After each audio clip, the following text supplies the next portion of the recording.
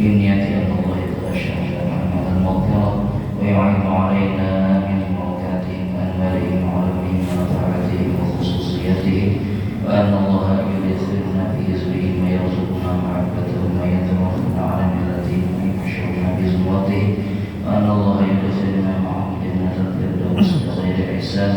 على تلك النية وعلى كل ما نوى به السلف الصالح إلى حضرة النبي. الفاتحة. أعوذ بالله من الشيطان الرجيم. بسم الله الرحمن الرحيم. الحمد لله رب العالمين الرحمن الرحيم مالك يوم الدين إياك نعبد وإياك نستعين اهدنا الصراط المستقيم صراط الذين أنعمت عليهم غير المغضوب عليهم ولا الضالين آمين. السلام عليكم ورحمة الله وبركاته. الحمد لله الذي أنعمنا بأنواع النعم، والصلاة والسلام على خير الأنام سيدنا ومولانا محمد وعلى آله وأصحابه ومن تبعه إلى آخر الزمان. سبحانك لا علم لنا إلا ما علمتنا إنك أنت العليم الحكيم.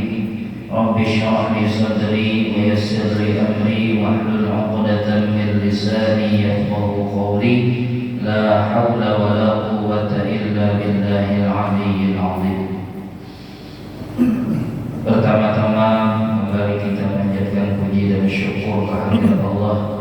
Alhamdulillah, di pagi hari ini, di waktu yang berkah ini, alhamdulillah kita masih diberikan Allah nikmat umur, nikmat sehat, kemudian taufik dan hidayah, yang mana kita masih diberikan Allah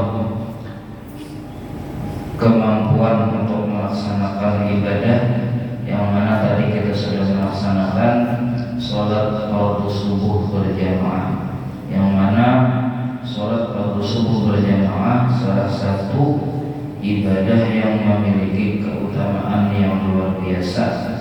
Disebutkan bahwa barang siapa sembahyang subuh berjamaah maka sama nilainya dengan beribadah satu malam full ya.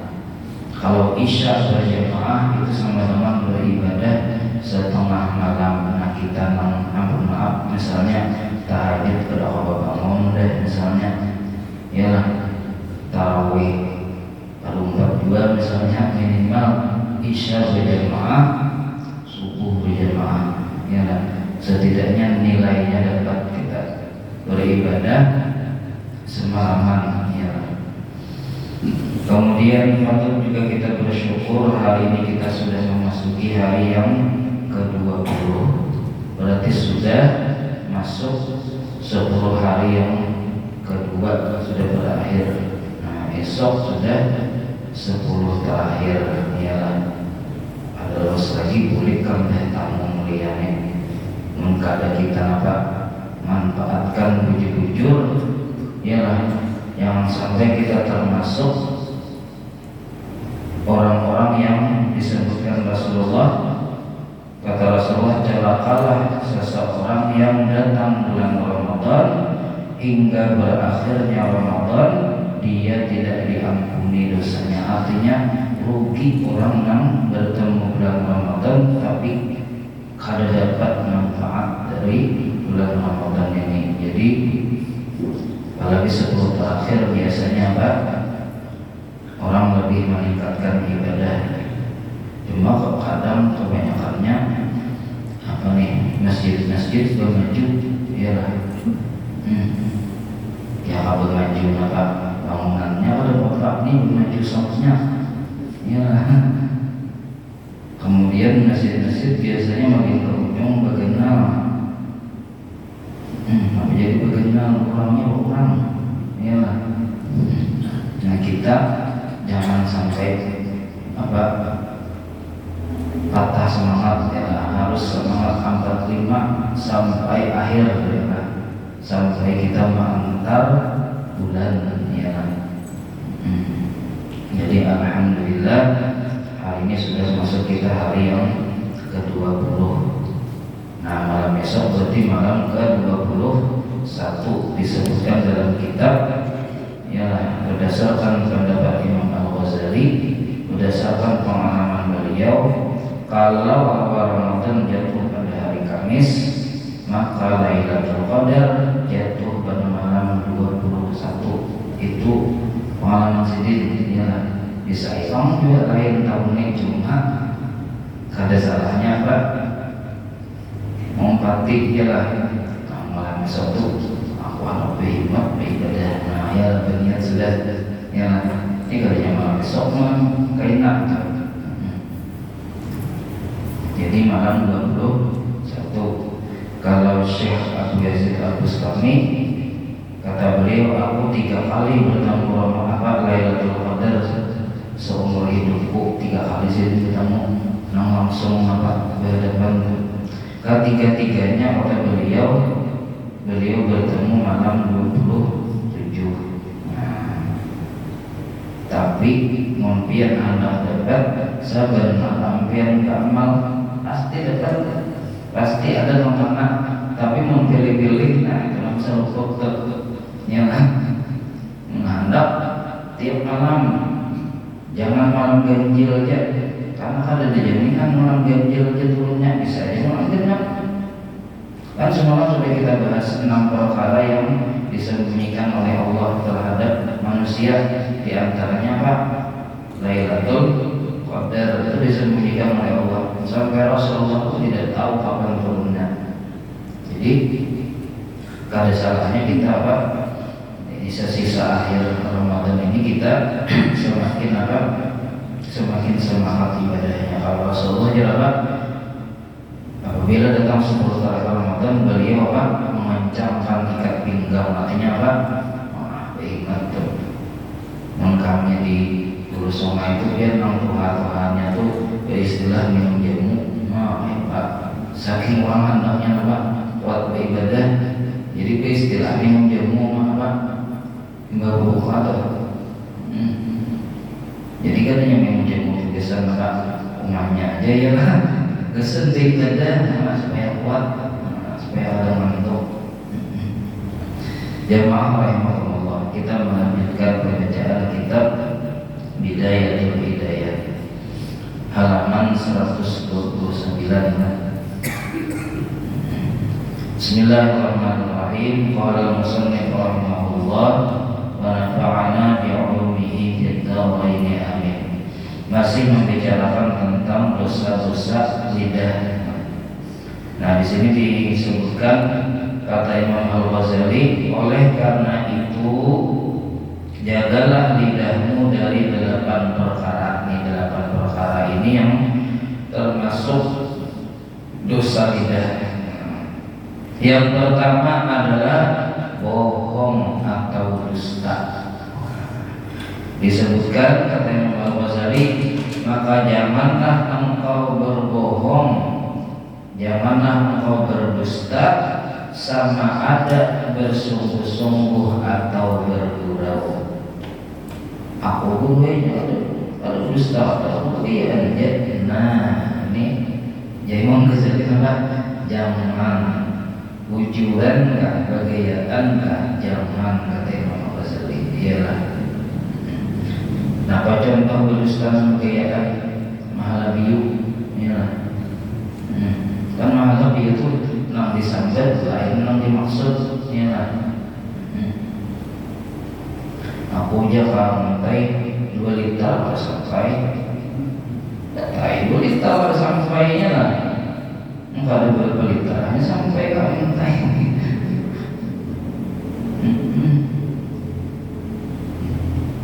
Jadi apa? Tetap ya hukumnya berdusta. Nah, jadi walaupun apa? Begitu. Jangan engkau biasakan dirimu berbohong, kata Imam Al-Ghazali, dalam bergurau. Kenapa?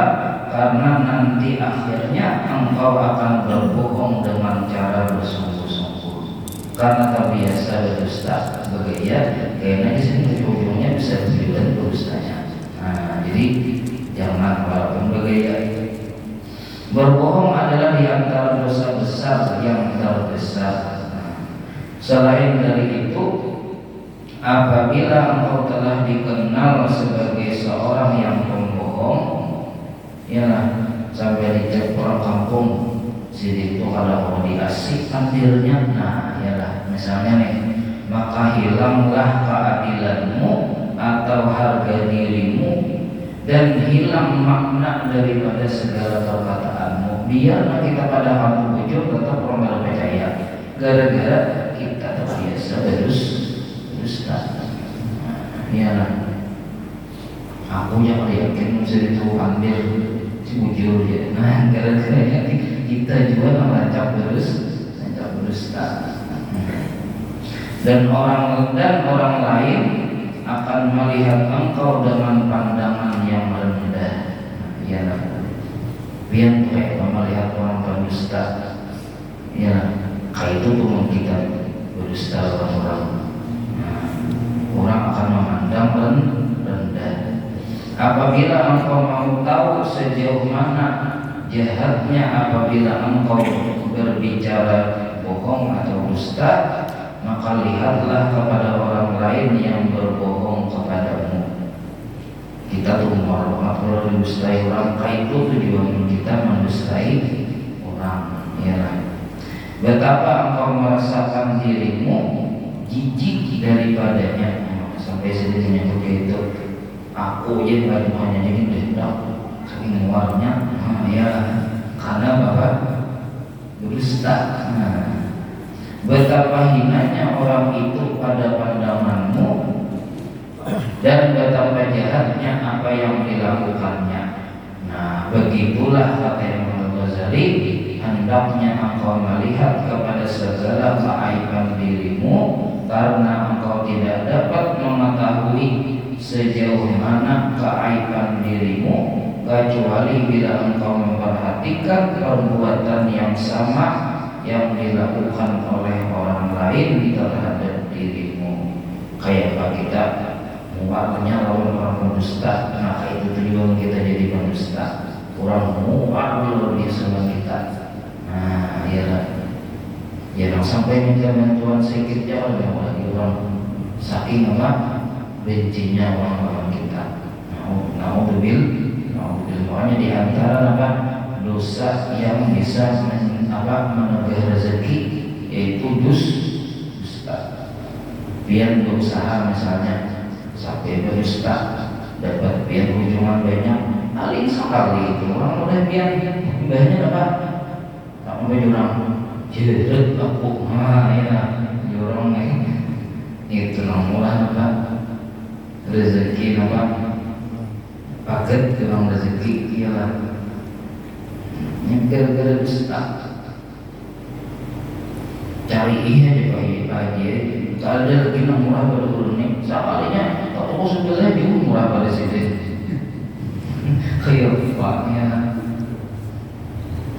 cari iya di sini sekalinya ini belum nyari mencari dari kadang-kadang akan murah pada ini ya sama marah dia tadi cari iya ada yang murah pada bulan pikiran yang dipakai nama kami kan lagi murah pada situ sekalinya nyari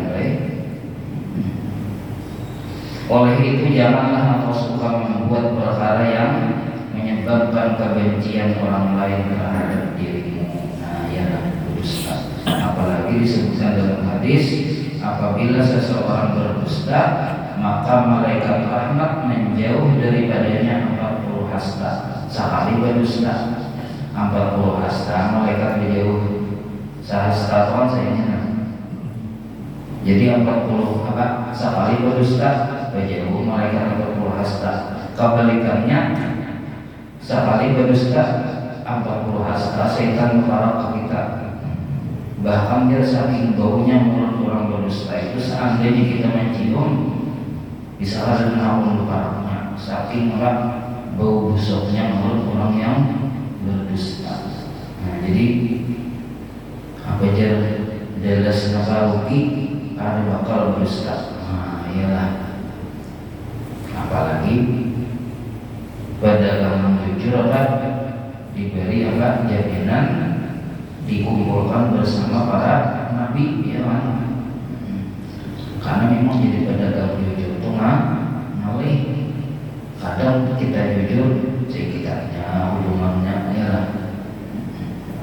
Kalau dibiar jual piring kan asli gak ada hubungannya ya. Ada jual piring ada ujungannya boleh piring itu ya. Ya dua kali lipat jual paes. Kalau di permalannya ya piring itu bulat bang, jadi ada ujungnya pada ujungannya. Jadi apa kita berusaha apalagi ini bulan Ramadan ya jangan sampai berdusta hanya jam 7 pagi habis dari pahala puasa belum apa buku kali gara-gara berdusta. Itu yang pertama. Yang kedua menyalahi janji. Kalau berdusta soalnya ada berjanji. Nah kalau yang kedua ini apa? Berjanji kemudian kada ditepatinya berbulung nih sudah menyalahi janji berdusta ulang. Nah, jadi menyalahi janji.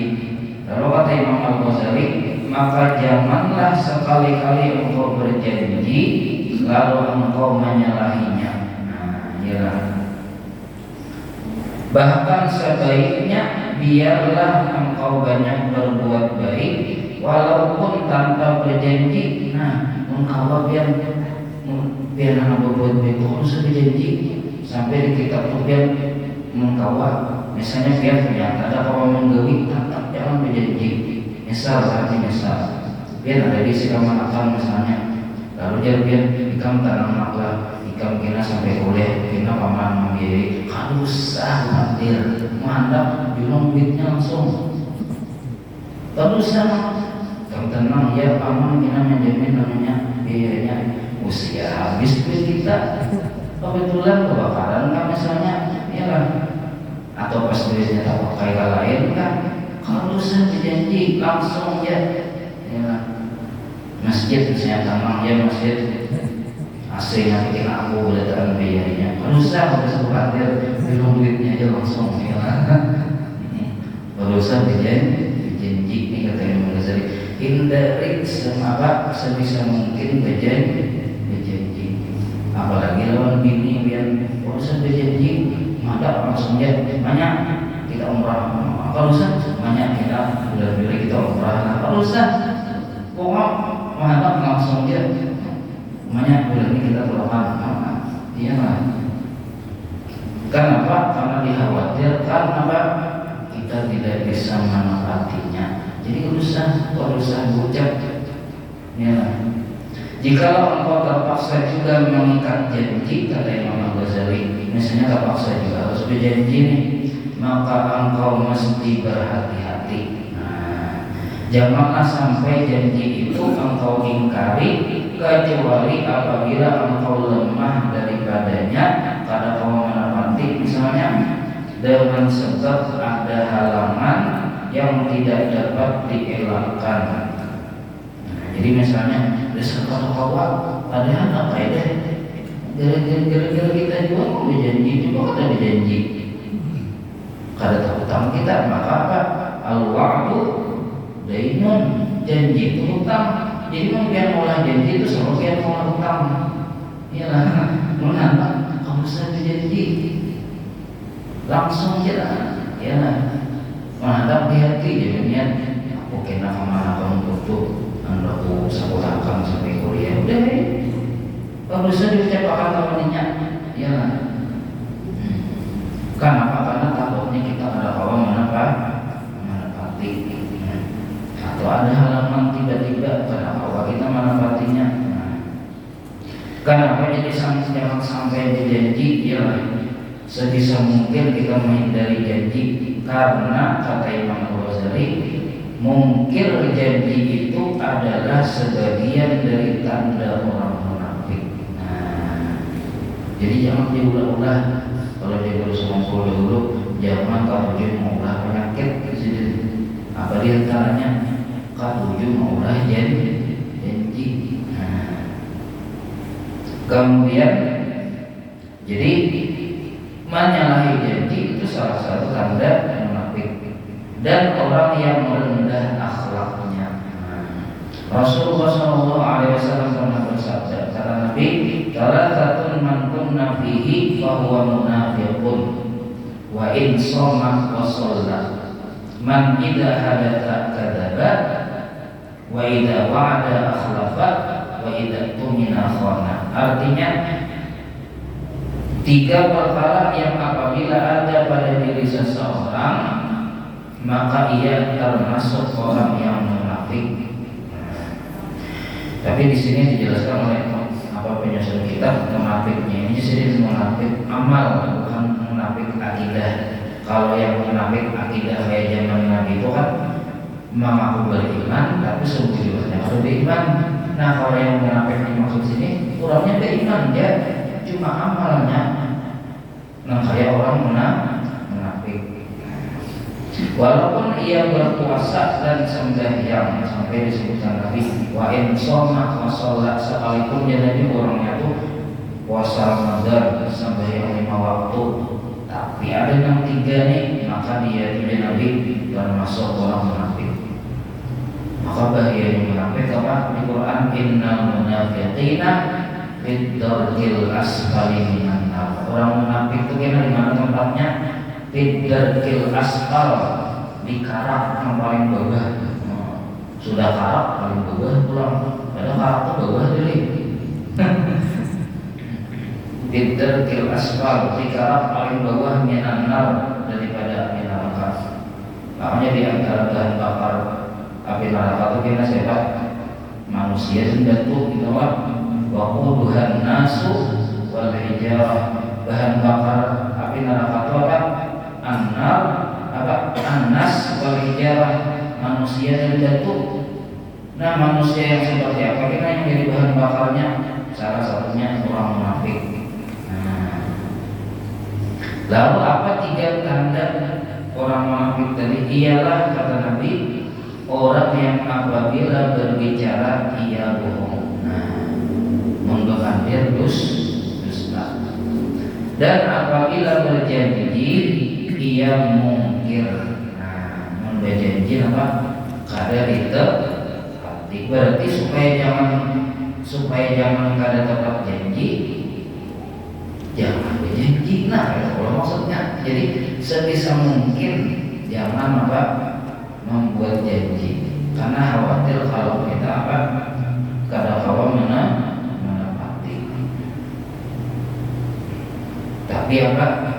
Kalau kita mengucapkan insya Allah itu pastilah, jangan insya Allah banjir,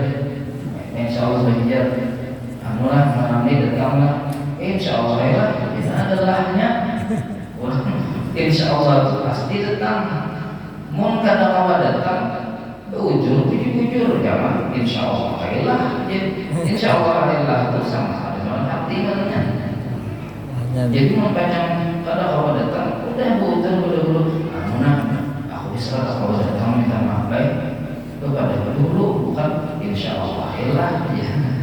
Adalahnya, maka insya Allah pasti harusnya pasti ditepati.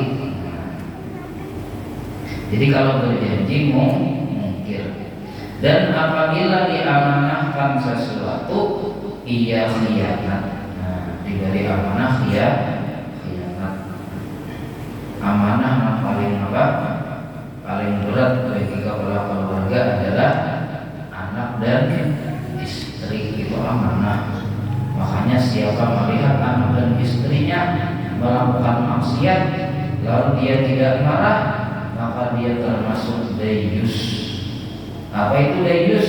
Orang yang tidak cemburu anak dan istrinya melakukan dosa. Bini turun ke tanah kalau orang biasa aja. Kalau dulu rasa cemburu, kalau dulu rasa sarik, iya itu dayus begitu. Maka dayus ini apa? Masuk neraka biwiri hisab, orang surga biwiri hisab ini, neraka biwiri hisab. Kalau berhitungan lagi langsung menggusur neraka. Udayus. Jadi amanah yang paling paling berat bagi seorang laki-laki diantaranya adalah anak dan istri. Kalau bagi dirinya sendiri apa semua amanahnya? Menjaga anggota tubuh. Karena semua dijelaskan di awal, seluruh anggota tubuh kita ini apa? Merupakan amanah dari Allah yang harus kita jaga. Anggota tubuhnya apa? Rakyat kita. Karena kita diminta bertanggung jawaban. Kullukum ra'in wa kullukum mas'ulun an ra'iyatihi. Setiap kita ini pemimpin, minimal dia dapat memimpin anggota tubuh. Ada kena terkena lagi memimpin kalau keluarga. Ada terkena lagi jadi nama kepala kantor macam-macam atau itu pasto artinya pemimpinannya. Jadi minimal kader yang dipimpin, minimal nih anggota tubuh kita yang jadi apa? Rakyat kita. Jadi apa? Jangan sampai kita ingkar janji. Di antara cara supaya jangan ingkar janji, jangan berjanji. Nah itu ya. Jangan apa? Jangan berjanji. Menghadap langsung ya kewik ya kalau sudah berjanji. Itu yang kedua. Lalu yang ketiga di antara dosa mulut yaitu mengumpat orang lain atau menggibah. Maka di TV kita menggibah ini diulang-ulang acaranya khusus. Ya, nama saya kalau tahu sih Indonesia aibnya. Kenapa? Gosip-gosip terusnya. Jadi apa? Padahal apa? Itu termasuk nanti walaupun kadang yang ditayangkan itu ada semua aib orang lain ya aib bukan artis, tapi kadang yang ditayangkan itu justru aibnya. Jadi yang ketiga dosa mulut adalah mengumpat atau menggibah orang lain. Dosa mengumpat orang lain adalah lebih berat daripada 30 kali berzina. Jadi apa? Al-ghibatu asyaddu min 30 zinatan. Menggibah, menyebut kejelekan orang lain, dosanya lebih besar dari 30 kali berzina. Jadi ada yang menyeleneh, aku jadi berzina daripada menggibah oleh pengaruhnya. Nah, atau pengaruhnya aku paham ya. Zina itu tetap baik juga, cuma saking kada baiknya menggibah itu lebih besar dosanya daripada 30 kali berzina. Apalagi bulan Ramadan ini jangan dimulai. Ini ada duduk seikong kedua ketiga ada terus memulai. Iyalah. Tapi membiar duduk serangan jamin aman mungkin biar bukan serangan ya. Tapi sudah dua ketiga ada terus memulai. Nah, jadi yang paling aman apalagi bulan Ramadan ini apa? Kurangi bergaul itu paling aman. Baik di rumah, bawa ngaji, ngantok-ngantok, bawa guring, ya lah. Mau kumpul ada tuh kita mulai. Lalu apa? Di sini disebutkan seperti yang disebutkan di dalam sebuah hadis. Dan yang dimaksudkan dengan ghibah atau mengungkap ialah bahwa engkau mengatakan apa saja perkara yang ada pada seseorang. Jikalau ia mendengar perkara itu, tentu ia akan marah. Jadi kita menyebut sesuatu terhadap seseorang, moninya mendengar, ia sarik. Jangan, moninya mendengar, ia sarik. Berarti ia mendengar apa? Ada mendengar apa? Ya kan? Kata hukumnya juga. Dan itu bujur ada dalam diri orang itu.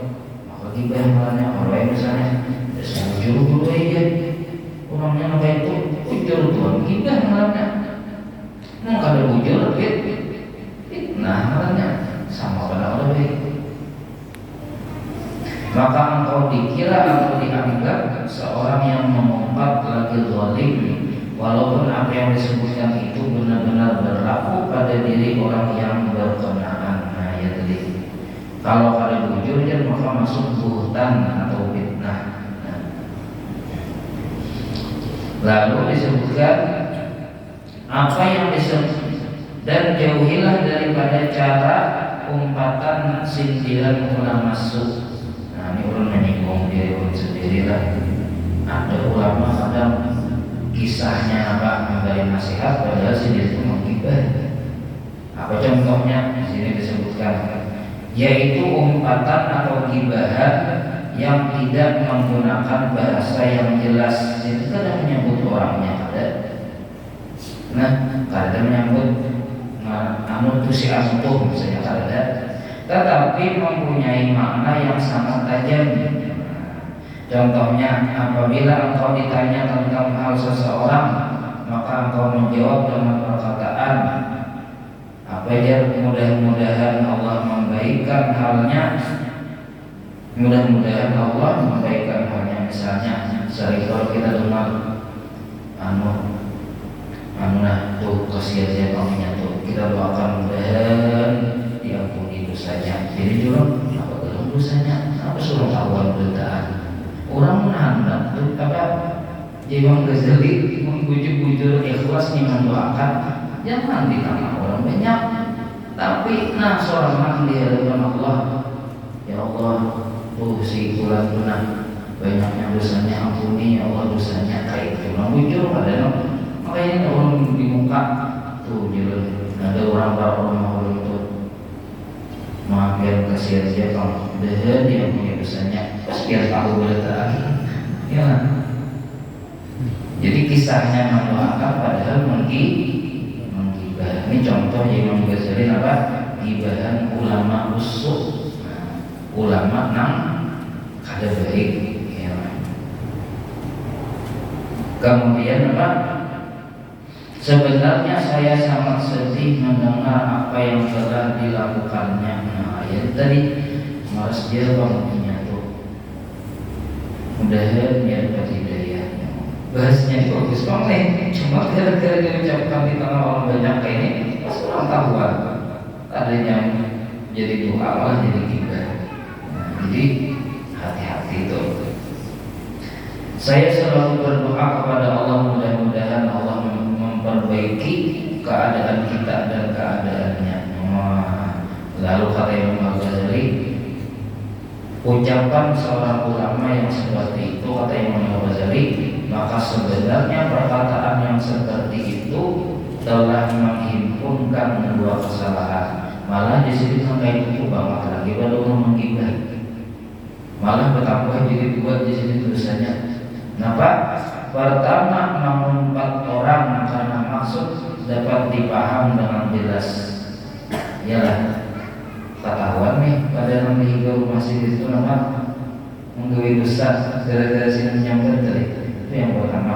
Kedua, membersihkan dan memuji diri sendiri dengan cara menyalahkan orang lain. Tazkiyatun nufus, merasa diri lebih bersih dari orang lain. Sampai tadi merasa dia makanya punya dosa saya, dosanya diampuni, berarti kita harus berusaha karena seakan-akan tuh. Nah, jadi malah dua aja yang Ghazali dosanya. Pertama menyambat apa tadi dosa orang tadi, yang kedua rasa bersih dari orang lain. Nah, rasa lebih mulia dari orang lain. Nah, hati-hati itu. Nyatanya bisa berulang dulu, ya. Jadi kadang kita harus sadar bahwa yang kita ucapkan itu termasuk ghibah. Kemudian seandainya niatmu ikhlas kata Imam Ghazali di dalam doamu itu, maka sebaiknya engkau mendoakan dengan cara sendirian. Nah, Mengunjur ikhlas manfaatkan di sini sorangan ya Allah bisa dibaca di tangan orang banyak. Sorangan ya Allah ampuni dosa si fulan, ampuni dosa si fulan, ampuni dosa si fulan sampai tidak menggalikungan. Bapak, iyalah kita menghadap dengan Allah gitu mengunjur bukan di tengah orang banyak, iyalah. Dan seandainya engkau susah hati dengan sebab perbuatannya, maka tandanya engkau tidak suka membuka keaibannya di hadapan orang lain. Membujur kita itu apa? Kasihan lawannya. Harusnya apa? Kalau mau kita menyampaikannya di tangan orang banyak, membujur.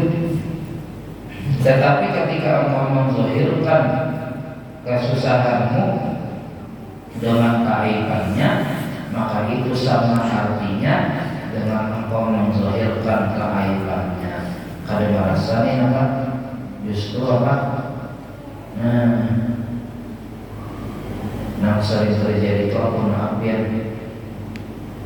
guru memadahi murid di kelas di kiau kamu kak, iyalah.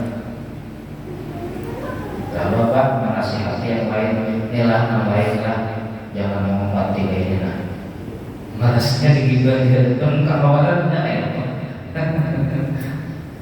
Ini jangan dituruti tidak melakukan keinginan. Ya cukup kawan kita aja mudah-mudahan ya dapat hidayah. Bagus saja kalimatnya ya lah. Adalah justru mempermalukan inya, bukan menasihati. Menatap bujur menasihati, dia karuang norak, karuang guru, ya lah. Nah, empat mata kamu jangan lagi kayak gini. Jangan dia dengan kawanannya, ya lah. Jadi hati-hati itu kita. Sebenarnya firman Allah di bawah ini sudah cukup bagimu supaya engkau meninggalkan segala bentuk umpatan atau ghibah. Allah berfirman dalam surah Al-Hujurat ayat 12. Kata Allah, wala yaqtab ba'dukum ba'dha ayuhibbu ahadukum ayyakula lahma akhihi maitan fakarihtum. Artinya, dan janganlah sebagian kamu mengumpat sebagian yang lain. Jangan apa? Menggibah. Ya. Apakah seorang kamu suka memakan daging saudaranya yang sudah menjadi bangkai, maka sudah tentu kamu merasa jijik daripadanya. Kan aib itu sesuatu yang kada baik. Kita buka, itu sama halnya ada bangkai, bukannya dibuang malah dimakan. Iyalah, ada daging busuk tuh, harusnya dibuang, disembunyikan serapat mungkin. Ini kada malah dianak ke tengah. Orang banyak, itu sama. Orang membuka aib orang lain. Ya. Nah, lalu Allah Ta'ala menyerukan engkau dengan pemakan bangkai. Allah Ta'ala bisawab. Sampai situ. Mudah-mudahan ada manfaatnya. Salah silap mohon maaf. Mudah-mudahan kita dipanjangkan umur, disehatkan badan, diberikan taufik hidayah agar kita bisa menggunakan sisa umur kita untuk taat dan ibadah kepada Allah, dan mudah-mudahan nantinya kita diwafatkan dalam keadaan husnul khatimah, masuk syurga bi ghairi hisab bersama Rasulullah sallallahu alaihi wasallam. Ala tilka niyat al-Fatihah. Bismillahirrahmanirrahim. Alhamdulillahi rabbil alamin arrahmanir rahim maliki yaumiddin iyyaka na'budu wa iyyaka nasta'in ihdinas siratal mustaqim siratal ladzina an'amta 'alaihim ghairil maghdubi 'alaihim waladdallin. Amin ya rabbal alamin. Bismillahirrahmanirrahim. Alhamdulillahi rabbil alamin.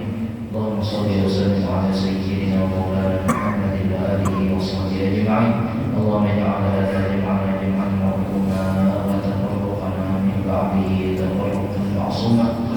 Allahumma barik al-Qur'an wa anzil al-Qur'an bil hikmati wal bayan. Barik Allahumma lana fi syahri Ramadan. Barik Allahumma lana fi syahri Ramadan. Barik Allahumma lana fi syahri Ramadan. Wa a'tiqna